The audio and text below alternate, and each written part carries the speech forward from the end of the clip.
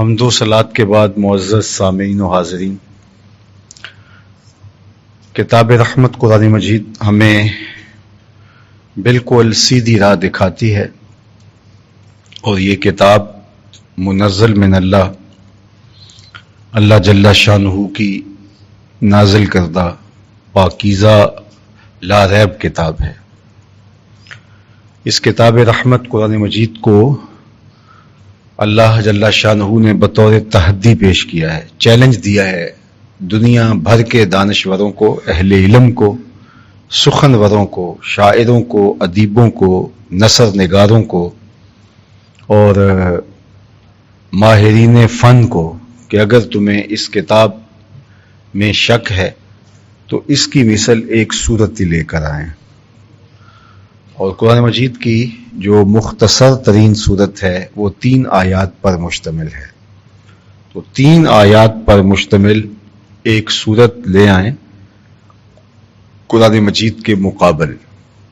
اور یہ چیلنج دیا گیا ہے اس زمانے میں جب سخنوری کا جادو سر چڑھ کے بول رہا تھا، اور ادیب، شاعر اور بڑے بڑے سخنور، نثر نگار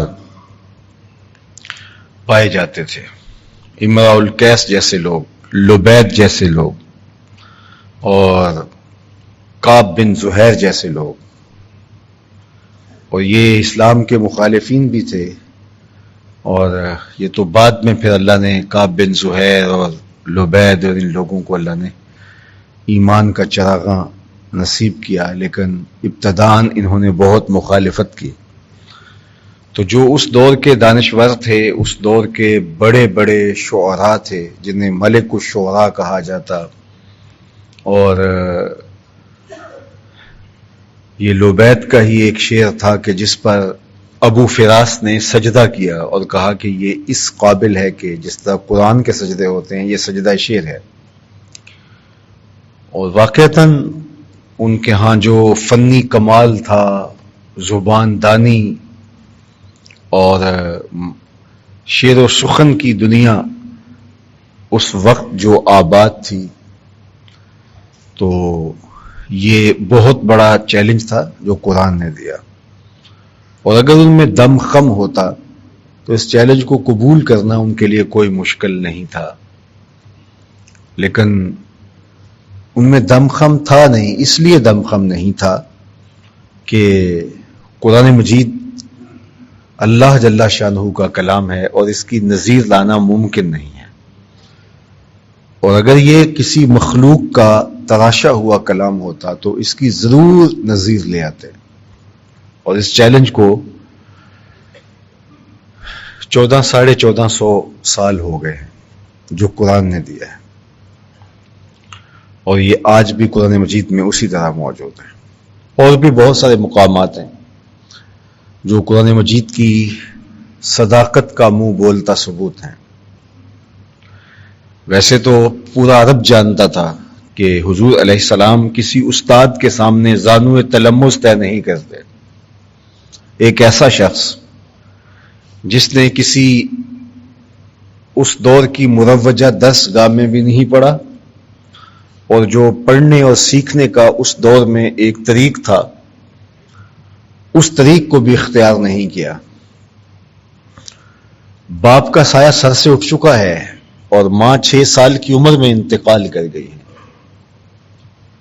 اور گھر کے ماحول کے اندر جو سیکھنے کا ایک عمل تھا وہ بھی نہیں ہوا، لیکن جب وہ بولتے ہیں تو عقدے کھولتے ہیں اور ان امور کو بیان فرماتے ہیں جو انسانی نظر سے پوشیدہ ہیں۔ تو پھر اس کا مطلب سیدھا سیدھا یہ ہے کہ قرآن مجید اللہ کا کلام ہے اور حضور کے قلب اطہر پہ نازل ہوا ہے۔ اہل عرب جانتے تھے کہ فرعون موسیٰ تعاقب کرتے ہوئے دریا میں ڈوب گیا، اور اس کہانی کو صدیاں بیت گئی۔ دریاؤں میں، سمندروں میں ڈوبنے والے آج کے دور میں ان کی کھوج لگائی جاتی ہے، لیکن اس زمانے میں یہ تو ذرائع ہی نہیں تھے. یہ ابھی کچھ دن قبل ایک آبدوز ڈوبی ہے جو کہ ٹائٹینک کے باقیات دیکھنے جا رہے تھے، تو پوری دنیا کے ماہرین اس کھوج میں لگے ہوئے ہیں کہ اس حادثے کے اسباب تک پہنچا جائے اور اب کیا ہوا اور باقیات کہاں ہیں اس تک پہنچا جائے. تو آج کی جدید دنیا اور آج سے صدیوں قبل کی دنیا میں بہت فرق تھا. تو اس زمانے میں ایک حادثہ ہوا، فرعون دریائے نیل کی موجوں کے سپرد ہو گیا، لاؤ لشکر سمیت غرق ہو گیا، اور دنیا اس کہانی کو اتنا ہی جانتی تھی کہ سمندر کی موجوں کی زد میں آیا. جو انسانی سطحی علم تھا وہ یہی ہے کہ اس کے وجود کو مچھلیوں نے نوچ لیا ہوگا یا پانی میں گل سڑ کر کے پرزے پرزے ہو کے بکھر گیا ہوگا. لیکن یہ انکشاف صدیوں گزرنے کے بعد میرے اور آپ کے آقا و مولا نے اللہ کے دیے ہوئے کلام کے ذریعے سے کیا کہ فرعون کی لاش کو ہم نے آج بھی محفوظ رکھا ہوا ہے، تمہاری عبرت کے لیے اس کو محفوظ رکھا ہوا ہے. اللہ اکبر. اور پھر اسی بنیاد پہ تحقیق اور جستجو کا بازار گرم ہوتا ہے، اور پھر زمانے نے فرعون کی باڈی کو تلاش کر لیا. تو یہ ایک ایسے شخص نے خبر دی جو بظاہر اس میدان کا شخص نہیں تھا، اور انسان کے حاشیہ خیال میں بھی یہ بات نہیں تھی کہ فرعون کہیں موجود ہو سکتا ہے، اس کی لاش کہیں موجود ہو سکتی ہے. تو یہ قرآن نے کہا. رومیوں کی اور فارسیوں کی لڑائی ہوتی ہے تو فارس جیت جاتا ہے، تو قرآن بتاتا ہے کہ یہ ان کی وقتی شکست ہے، لیکن جو دوبارہ ان کی لڑائی ہوگی اس میں روم جیتے گا. اور حضرت ابو بکر صدیق رضی اللہ تعالیٰ عنہ باقاعدہ ایک کافر سے اس پر جو ہے وہ شرطیہ بات کرتے ہیں کہ ہاں ایسا ہوگا جو قرآن نے کہا ہے. ظاہری اسباب کچھ تھے، لیکن جو قرآن نے کہا پھر زمانے نے دیکھا وہی ہوا. بلکہ میں اس سے بھی بڑھ کر آپ کو بات بتاؤں کہ جب تحویل قبلہ ہونے لگا، قبلہ تبدیل ہونے لگا، حضور جب مکے سے ہجرت فرما کے مدینہ تشریف لائے تو اس وقت بیت المقدس کی طرف منہ کر کے نماز پڑھتے تھے. پہلے بھی یہی ہوتا تھا، لیکن پہلے دونوں قبلوں کو جمع کر لیا جاتا. مطاف میں حرم میں ایسی جگہ پہ کھڑے ہوا جاتا کہ کعبۃ اللہ بھی ہوتا اور اس کی سیدھ میں بیت المقدس بھی ہوتا. لیکن جب مدینۃ المنورہ ہجرت کر کے گئے تو اس وقت یہ ممکن نہ رہا. اگر بیت المقدس کی طرف رخ کرتے ہیں تو کعبۃ اللہ کی طرف پیٹھ ہوتی ہے، اور کعبۃ اللہ کی طرف رخ کرتے ہیں تو بیت المقدس کی طرف پیٹھ ہوتی ہے، چونکہ یہ دونوں کے درمیان ہے مدینۃ المنورہ. مدینۃ المنورہ میں آپ جائیں تو وہاں کعبۃ اللہ مکۃ المکرمہ جنوب میں ہے، اور وہاں سے فلسطین بیت المقدس بالکل شمال میں ہے. تو وہاں تو جمع کرنا ممکن نہ تھا. تو اللہ کا حکم تھا اور حضور 17 ماہ تک مسجد اقصیٰ کی طرف منہ کر کے نماز پڑھتے رہے. تو 17 ماہ کے بعد تانا زنی کا بازار بھی گرم ہو گیا تھا کہ جب نیا دین لے کر آئے ہیں تو قبلہ بھی اپنا نیا لے کر آئیں. یہودیوں نے کہا ہمارے والے قبلے کی طرف رخ کر کے منہ کر کے نماز کیوں پڑھتے ہیں، حالانکہ قبلہ تو اللہ کا ہے. تو یہودیوں کی کوئی میراث تھوڑی ہے، لیکن انہوں نے یہ بات کہی. حضور کے قلب اطہر میں، خاطر عاطر میں بھی یہ بات آئی کہ ہمارا قبلہ بیت المقدس کی بجائے کعبۃ اللہ ہو جائے تو کیا خوب ہو. ویسے بھی مکۃ المکرمہ حضور کا وطن معلوف، جائے پیدائش، اللہ کے گھر سے جو موانست قلبی، اس حوالے سے حضور کا رجحان قلب اور میلان قلب بھی ادھر تھا. تو حضور کے دل میں بھی یہ خیال آیا کہ یہ تانا زنی بھی کرتے ہیں اور ویسے بھی اگر قبلہ کعبۃ اللہ قرار پائے تو کتنا اچھا ہو. تو پہلے تو یہ خیال دل کی اتھا گہرائیوں میں کہیں موجود تھا، لیکن ایک دن حضور کے دل پر یہ خیال غالب ہونے لگا اور نماز پڑھ رہے تھے حضور، اور 2 رکعتیں پڑھی تھیں اور 2 رکعتیں ابھی باقی تھیں کہ خاطر عاطر میں یہ خیال جو تھا وہ غالب ہو گیا کہ ہمارا قبلہ بیت المقدس کی بجائے کعبۃ اللہ ہو جائے. تو 2 رکعتیں ہی ابھی پڑھی تھیں، 2 رکعتیں ابھی باقی تھیں کہ طائر سدرہ نشین جبریل امین کے پروں کے پھڑ پھڑانے کی آواز آنے لگی. حالت نماز میں نزول وحی ہوا اور جبریل امین نے حاضر ہو کے کہا کہ محبوب، اگر آپ کا یہ خیال ہے کہ تحویل قبلہ ہو تو پھر دیر نہ کیجیے، ابھی رخ پھیر دیجیے. قد نرا تقلب وجهك في السماء فلنولینک قبلۃ ترضاها. ہم نے آپ کو دیکھا، آپ کا چہرہ بار بار آسمان کی طرف اٹھتا ہے. ہوتا یہ تھا کہ حضور علیہ السلام کے خاطر عاطر میں، قلب اطہر میں، دل نور میں اگر کوئی بات آتی تو فوراً وحی کا نزول ہوتا. تو اب دل میں بات آئی تو وہ عادت یہ بنی ہوئی تھی، تو آسمان کی طرف حضور کا رخ انور اٹھ گیا. پھر خیال آیا تو پھر اٹھ گیا. تو یہ جب بار بار ہوا تو جبریل امین پیغام عزدی لے کر پہنچے. قد نرا تقلب وجهک، ہم نے آپ کے چہرے کو بار بار آسمان کی طرف اٹھتے ہوئے دیکھا. ہر وقت خدا محبوب کو دیکھ رہا ہے، اس کی نظر سے تو پوشیدہ نہیں ہے، لیکن حضور کے تقلب وجہ، چہرے کے پلٹنے کو دیکھنے کی حکایت اللہ نے قرآن میں بیان فرمائی. اور دوسرے مقام پہ فرمایا فَإِنَّكَ بِآيُنِنَا، محبوب تم ہر وقت ہماری نگاہوں میں رہتے ہو، ہماری نگاہوں سے آپ پوشیدہ نہیں ہو. اللہ اکبر. تو اب کہا کہ محبوب آپ کے چہرے کو ہم نے بار بار آسمان کی طرف پلٹتے ہوئے دیکھا. فَلَنُوَلِّيَنَّكَ قِبْلَةً تَرْضَاهَا، تو جس قبلہ کی طرف آپ کی مرضی ہے ہم آپ کو اسی طرف پھیر دیتے ہیں. اللہ اکبر. محبوب پھر دیر نہ کیجئے، ابھی رخ انور پھیر لیجئے.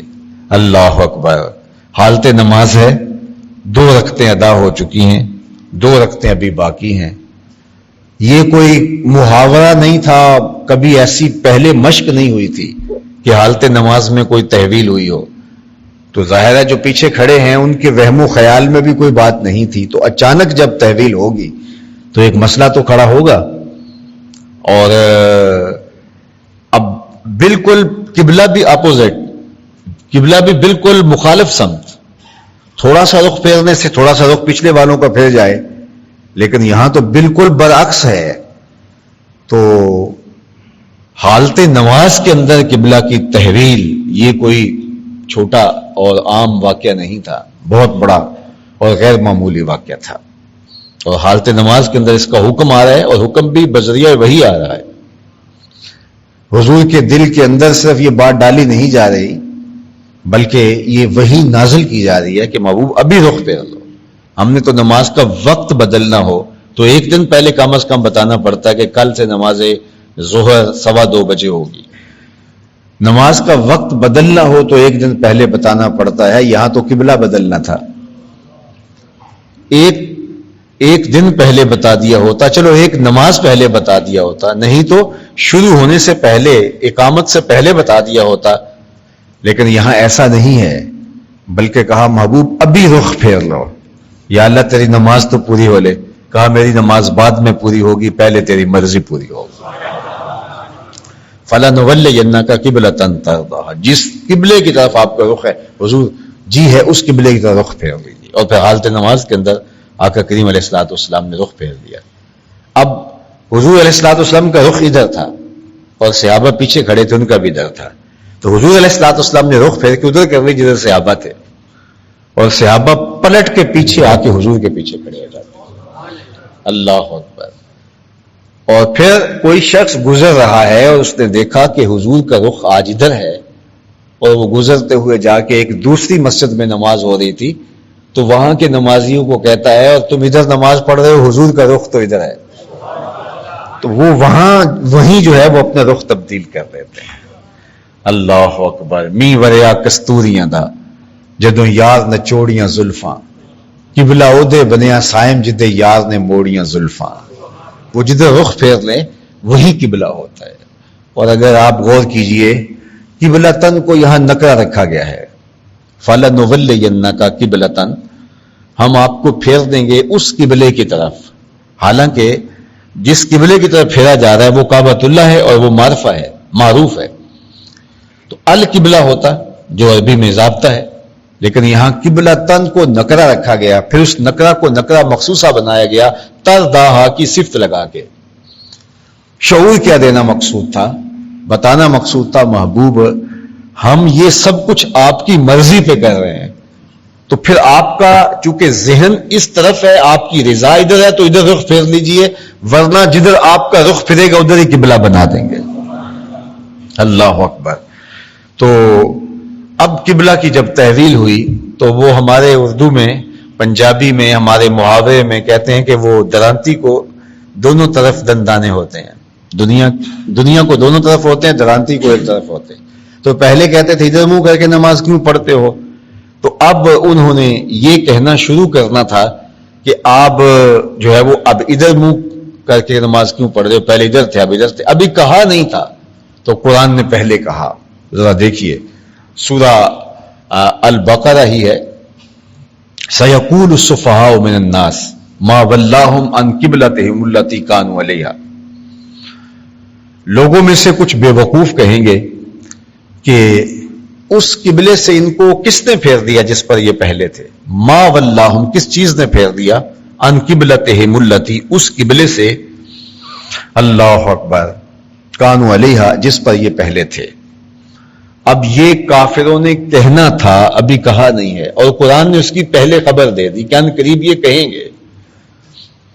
تو اب جو، اور یہ کافر یہود تھے، اور یہود اسلام کے بدترین دشمن تھے، اور منافقین تھے، اور وہ اسلام کے بدترین دشمن تھے، اور وہ ہر بہانہ ڈھونڈتے تھے کہ جس سے اسلام کی تکذیب ہو سکے.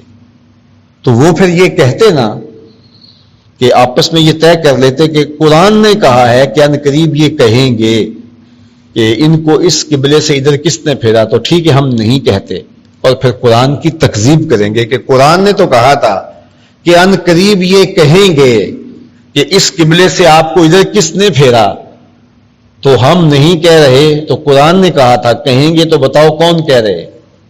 تو یہ ایسا کر سکتے تھے، لیکن یہ شعور اور فہم ان کو حاصل نہیں ہو سکا، اور انہوں نے کہا کہ کل تو ادھر تھے اور آج ادھر رخ پھیر لیا، جبکہ قرآن اس سے پہلے نازل ہو چکا تھا کہ یہ کہیں گے.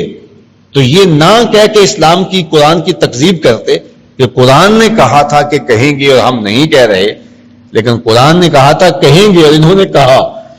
تو یہ تو وہ چیز ہے کہ جو قرآن مجید کی عظمت کو اس طرح سے واضح کر رہی ہے کہ قرآن مجید نے جو آنے والے ادوار کی خبریں بھی دی، بلکہ یہودیوں کے بارے میں یہ کہا کہ یہ کہتے ہیں کہ ہم تھوڑے دن جہنم میں رہیں گے، ہم جنت تو ہماری ہے، ہم ٹھیکیدار ہیں جنت کے. اللہ تعالیٰ شاہ فرماتا اگر ایسا ہے تو پھر فتمنوا الموت، پھر موت کی تمنا کریں، آرزو کریں، مرنا چاہیں. جب ان کے لیے، ان کو یقین ہے کہ جنت ہے اور ہم اس میں اتر جائیں گے، تو پھر مرنے کی آرزو کریں، پھر کون نہیں جائے گا. اللہ اکبر. لیکن فرمایا وَلَن يَتَمَنَّوْهُ أَبَدًا، یہ کبھی بھی آرزو نہیں کریں گے مرنے کی، یہ کبھی بھی تمنا نہیں کریں گے مرنے کی. یعنی مستقبل کی ابدی نفی کر دی، اور اس کو 1400 سال بیت گئے. تو اب بھی یہود مرنے کی تمنا کر کے لوگوں کو بتائیں کہ میاں قرآن نے یہ کہا تھا، ہمارا مزاج اس سے برعکس ہے، لہذا قرآن کی تکذیب ہو گئی. لیکن قرآن کی تکذیب اس رنگ کے اندر بھی کرنے سے وہ قاصر ہے، اس زمانے کے اندر بھی اور آج بھی. جو قرآن کی دی ہوئی خبر ہے، اب اس خبر کی تکذیب کے لیے وہ اپنا عمل بدل کر کے تکذیب کر سکتے ہیں، لیکن نہیں کر پائیں گے. اور یہ قرآن کی صداقت ہے. اب قرآن مجید کا حرف حرف، لفظ لفظ جو ہے وہ نور اور روشنیاں بانٹتا ہے. چیلنج قرآن کا موجود ہے کہ تمہیں اگر اس بات کا ادعا ہے کہ یہ کوئی گھڑی ہوئی کتاب ہے اور یہ کوئی زمینی کتاب ہے، آسمانی صحیفہ نہیں ہے، تو ٹھیک ہے، اس کی مثال ایک صورت لے آؤ، بات ختم. یہی فیصلہ ہو جاتا ہے. دوسری بات کہ قرآن نے جو چیلنج دیے، قرآن نے جو خبریں دی، قرآن نے جو ہے وہ آنے والے دور کے حالات بتائے، اور پھر ان میں بہت ساری چیزیں ہیں کہ جو تم کہہ سکتے ہو لیکن تم نہیں کہہ پاؤ گے. اور اسی طرح قرآن مجید اللہ تعالیٰ جل شانہ کا وہ پاکیزہ کلام کہ جس کلام کی تاثیر، جس کے اثرات اور دلوں پر اس کا جمتا ہوا رنگ یہ کبھی بھی زائل نہیں ہوتا، اور صدیوں گزرنے کے بعد پھر اس کی حفاظت کا الوہی انتظام کہ کوشش بسیار کے باوجود بھی اس قرآن مجید کو بدلا نہیں گیا۔ اس کے لیے بہت کوششیں مختلف زمانوں میں ہوئی۔ اب بے بسی کی آخری رنگ اور تصویر کیا ہے کہ قرآن مجید کے نسخے کو آگ لگا دی جائے۔ اس سے کیا ہوگا؟ اس سے مسلمانوں کے جذبات کو تکلیف تو ضرور ہوگی، لیکن قرآن مجید کی فکر پر کوئی آنچ آنے والی نہیں ہے، قرآن مجید کی عظمت پر کوئی آنچ آنے والی نہیں ہے۔ تو اس کا نتیجہ کیا ہوگا کہ جو صائب طبقہ ہے، غیر جانبدار طبقہ ہے، وہ سوچنے پہ مجبور ہوگا کہ جس کتاب کی اتنی دشمنی پہ یہ لوگ اتر آئے ہیں، ذرا دیکھیں تو صحیح اس کتاب میں ہے کیا۔ قریش مکہ جب باہر سے آنے والے لوگوں کو راستوں میں کھڑے ہو کے روکتے کہ اس شہر میں آئے ہو، تجارت کرو، کام کرو، چیزیں خریدو، سب کچھ کرو، بیچو، لیکن محمد صلی اللہ علیہ وسلم کو نہ ملنا، وہ جادوگر ہیں۔ تو لوگ پہلے آتے، چیزیں خرید کے چلے جاتے، نہ ملتے، کوئی فرق نہیں پڑتا۔ تو جب منع کیا گیا تو ان کے اندر تجسس پیدا ہوا کہ جس سے منع کرنے کے لیے اتنا زور لگایا ہے تو ہم مل کے دیکھیں تو صحیح اس میں ہے کیا۔ پھر اس کے دل میں آرزو پیدا ہو جاتی ان کے منع کرنے کی وجہ سے کہ ہم دیکھیں تو صحیح کہ یہ منع جس کو ملنے سے کر رہے ہیں اسے مل کے دیکھیں تو صحیح۔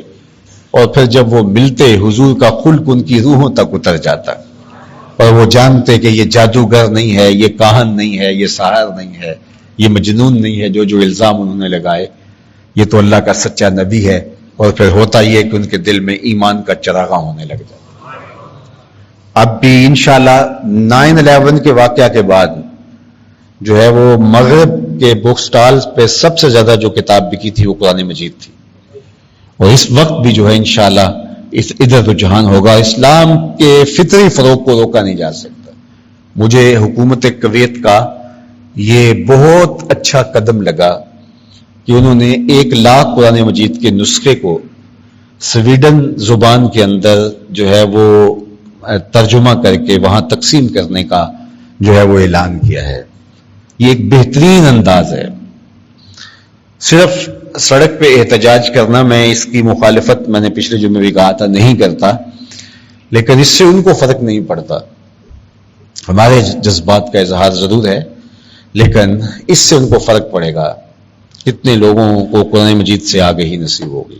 اور ہمیں بھی اپنے اپنے دائرے کے اندر قرآن مجید کی ترویج کے لیے عملی جد و جہد کرنی چاہیے۔